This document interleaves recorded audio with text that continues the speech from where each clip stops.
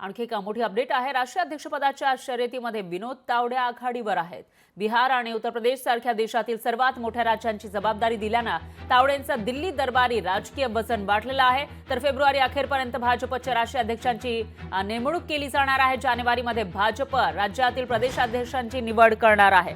त्यामुळे आता विनोद तावडे हे राष्ट्रीय अध्यक्ष होण्याची शक्यता वर्तवली जाते, कारण जे.पी. नड्डा हे केंद्रीय मंत्री झालेले आहेत आणि त्या पार्श्वभूमीवर त्यांचा कार्यकाळ काही महिन्यांसाठी वाढवण्यात आला होता। पण येत्या काही महिन्यांमध्ये राष्ट्रीय अध्यक्षपदावर नवा चेहरा दिला जाईल, नव्या व्यक्तीकडे जबाबदारी दिली जाणार आहे आणि त्याचबरोबर जे प्रदेशाध्यक्ष आहेत त्यांचीही निवड केली जाणार आहे। तर राष्ट्रीय अध्यक्षपदाच्या शर्यतीमध्ये विनोद तावडे हे आघाडीवर आहेत, त्यांच्यावर ही जबाबदारी दिली जाऊ शकते अशी माहिती आहे।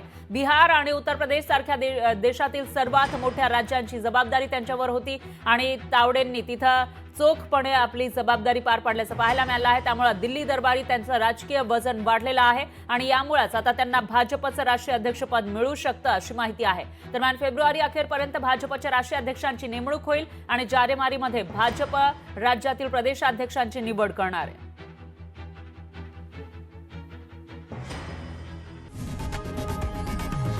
लोकशाही मराठी ऐका, पहा, जागरूक रहा।